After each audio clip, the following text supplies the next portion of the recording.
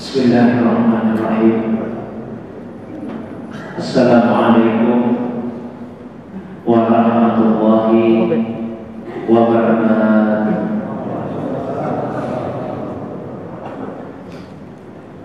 Alhamdulillahilladzi anzala sakinata fi qulubil mu'minin.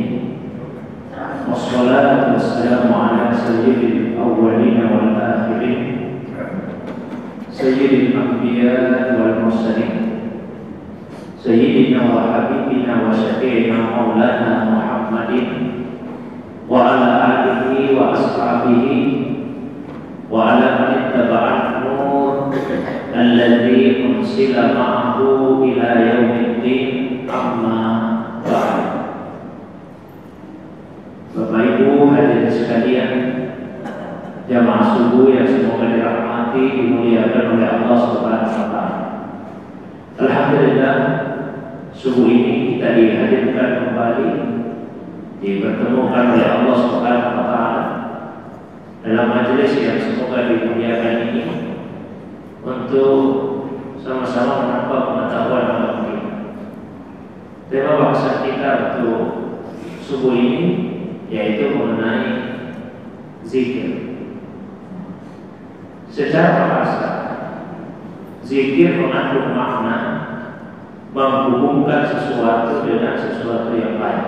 Itu makna zikir. Menghubungkan sesuatu dengan sesuatu yang lain. Ketika dikatakan zikir, maka yang dimaksud adalah zikrullah. Pada saat seseorang menyebut zikir, maka pasti maknanya itu adalah zikr. Berarti zikrullah itu adalah menghubungkan sesuatu dengan Allah. Jadi ketika ada seorang hamba yang mampu menghubungkan apa saja, dia bisa hubungkan itu dengan Allah, maka itu artinya dia berzikir.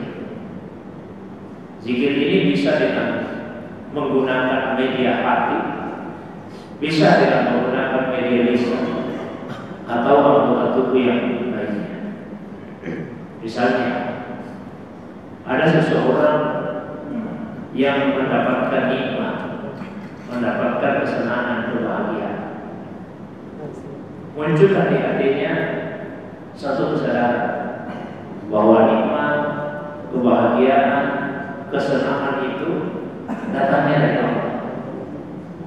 Pada saat muncul kesadaran seperti itu di dalam hatinya, maka pada saat itu pula dia sedang berzikir, karena dia mampu menghubungkan nikmat tadi dengan Allah Subhanahu wa taala.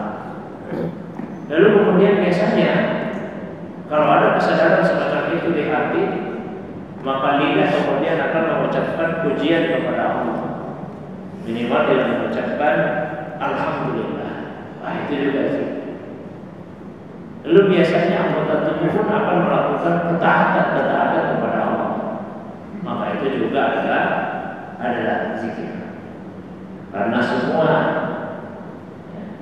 aktivitas hidup yang diridai oleh Allah, maka itu adalah zikir. Semua aktivitas hidup kita. Karena itu Nabi SAW biasa membaca inna salati wa nusuki wa mahyaya wa mamati lillahi rabbil alamin.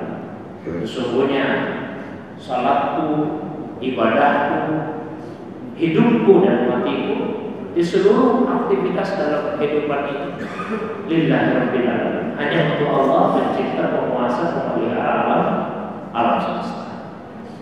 Atau misalnya kebalikannya, ada seseorang ditimpa satu musibah. Begitu dia ditimpa musibah, di hatinya muncul kesadaran bahwa musibah itu datangnya dari Allah. Boleh jadi Allah menegurnya, boleh jadi pula Allah memujinya.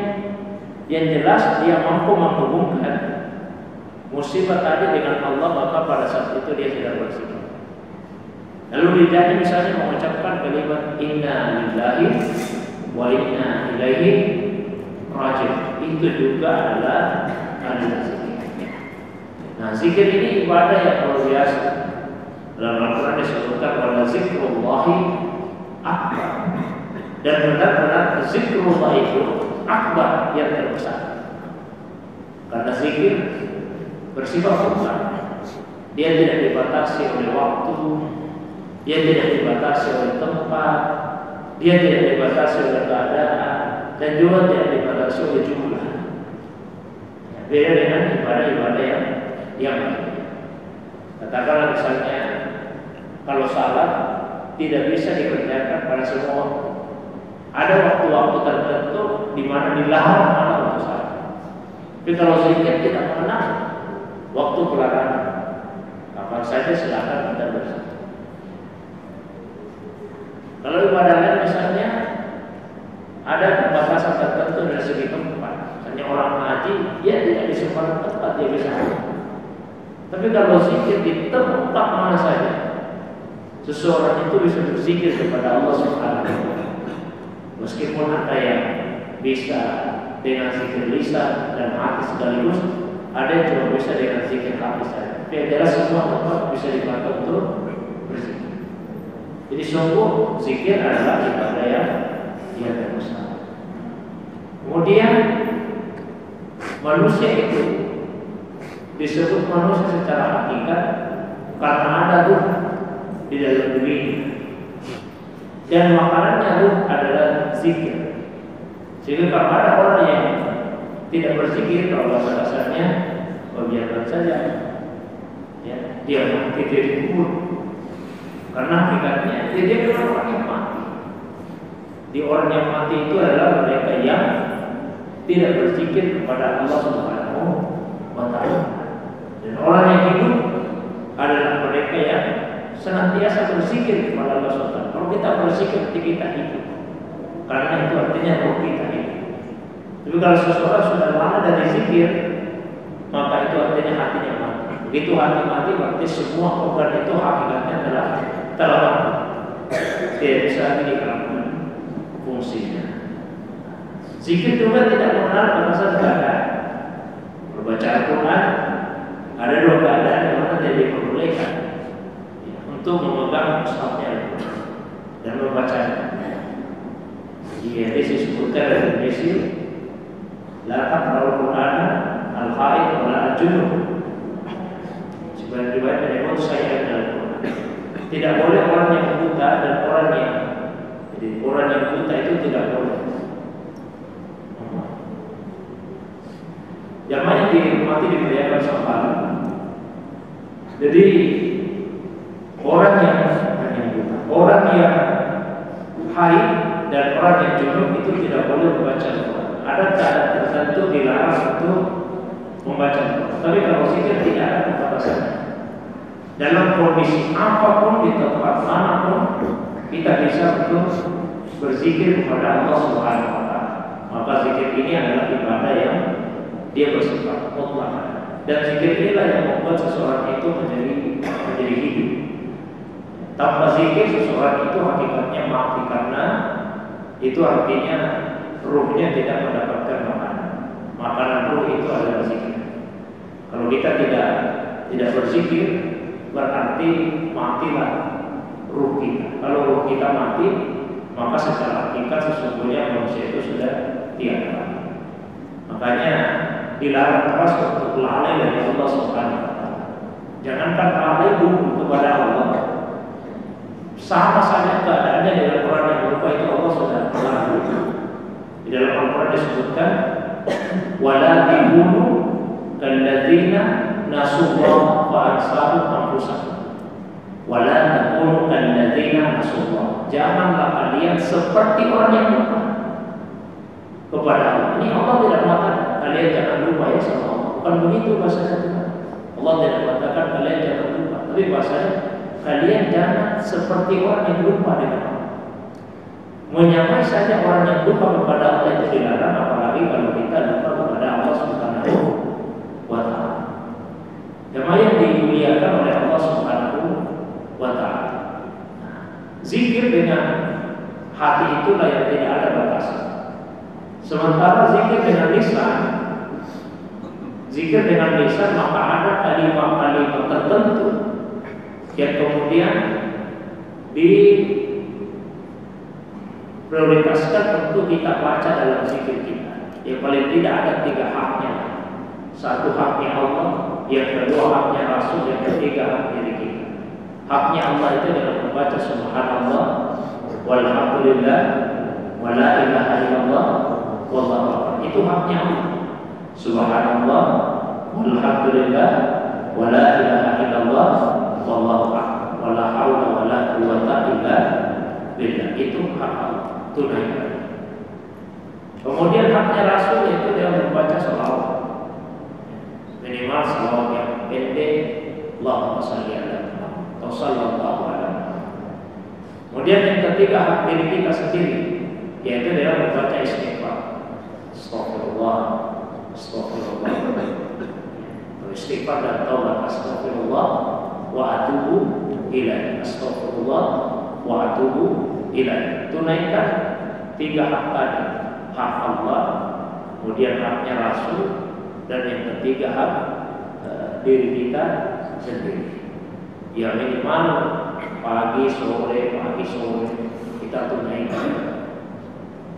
Paling tidak 100 kali 100 kali kita baca subhanallah walhamdulillah wala ilaha illallah wallahu akbar wala haula wala quwwata illa billah. 100 kali kita baca shalawat, kemudian 100 kali kita baca istighfar pagi sore. Itu kita rutin. Jamaah subuh yang dirahmati, dimuliakan oleh Allah Subhanahu wa taala. Kemudian zikir juga kita butuhkan untuk ketenangan hati. Karena hati itu disebut qalbu, dalam bahasa Arab qalbu. Qalbu itu sesuatu yang mudah bolak-balik, mudah berubah-ubah. Sumiyal qalbu qalban litaqallubi. Qalbu itu dalam bahasa Arab disebut qalb karena dia taqallub, mudah bolak-baliknya. Nah, yang bisa membuat tenang hati itu zikir. Ala bi zikrillah tatmainnul qulub. Ketahuilah hanya dengan zikrullah maka hati itu akan menjadi tenang.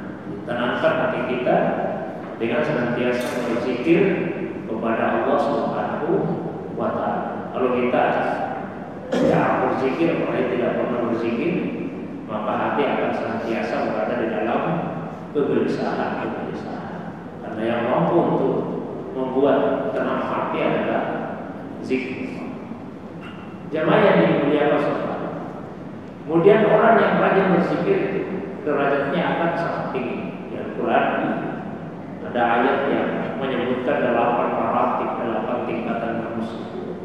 Yang di bawah disebut orang yang Islam, muslimin al-muslim. Kemudian terakhirnya yaitu al-zakirin Allah wa zakirat. Jadi yang paling tinggi itu adalah mereka yang banyak zikir, banyak berzikir.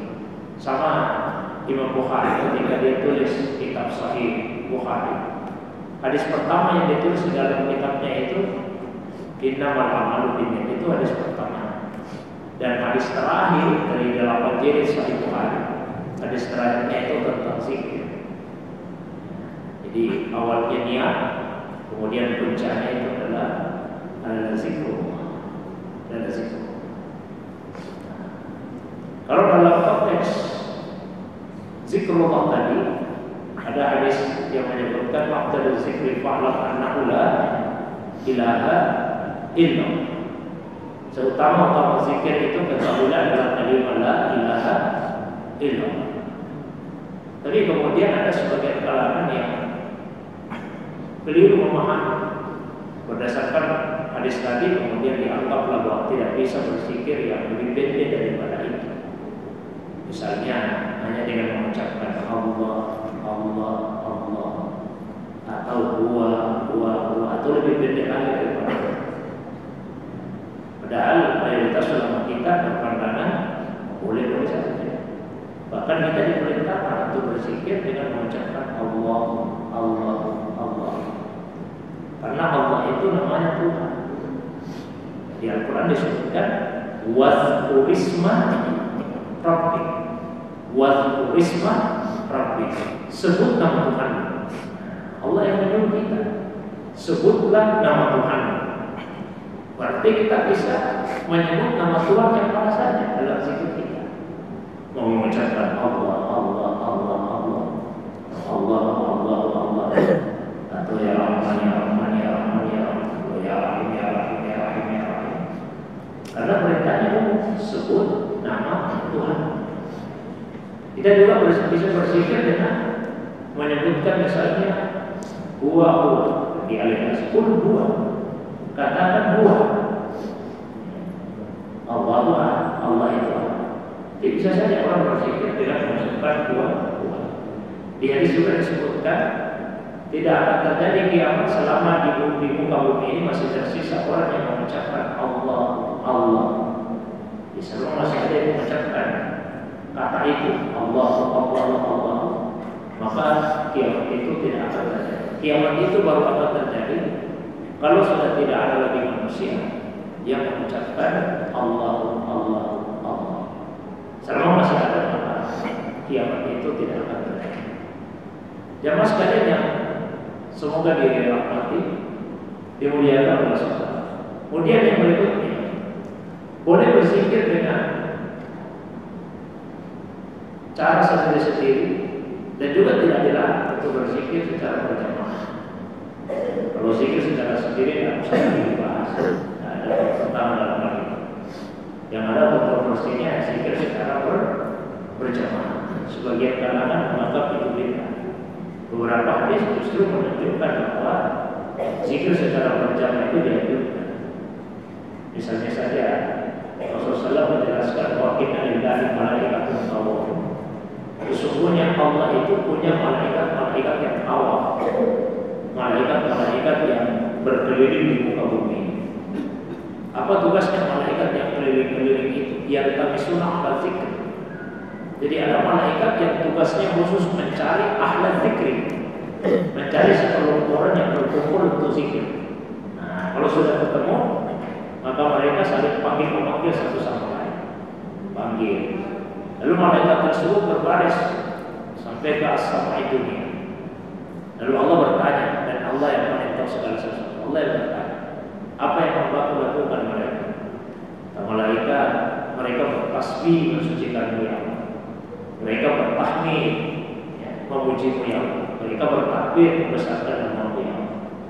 Lalu Allah bertanya, apa mereka melihat saya? Al-Ra'ul, apa hambaku itu melihat saya malaikat sampai mereka bertasbih, bertahmid, bertakbir? Malaikat menjawab, tidak ya Allah. Bagaimana seandainya mereka melihat saya?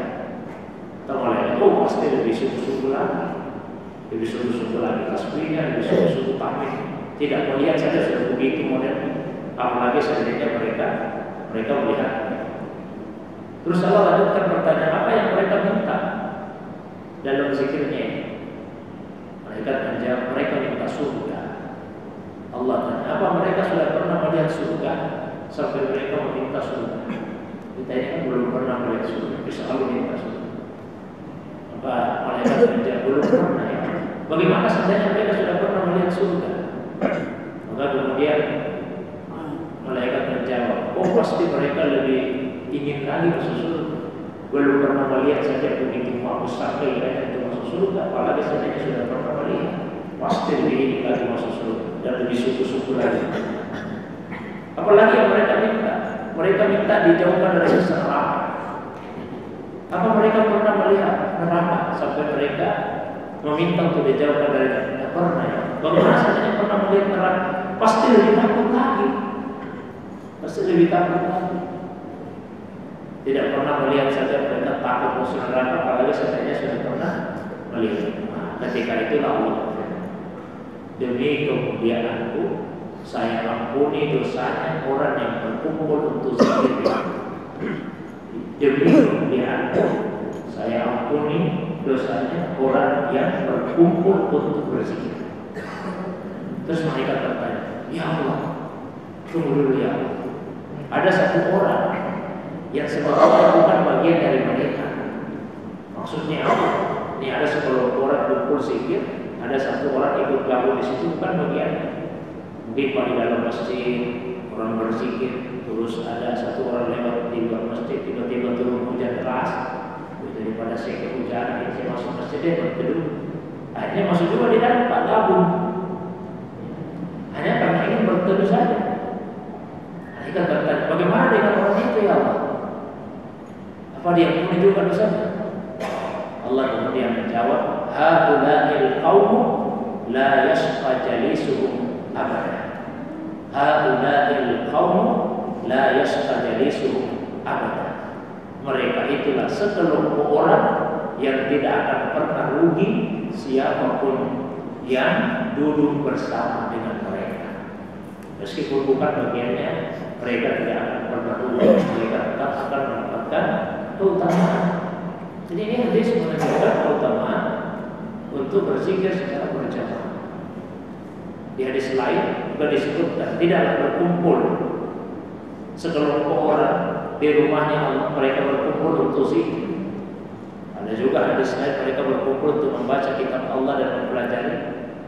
Di satu hadis disebut kumpul untuk zikir, melainkan ketenangan akan turun kepada mereka, kasih sayang Allah akan meliputi mereka, malaikat akan menaungi mereka, dan nama-nama mereka akan disebut-sebut, dibangga-banggakan oleh Allah Subhanahu wa Ta'ala di hadapan para malaikatnya.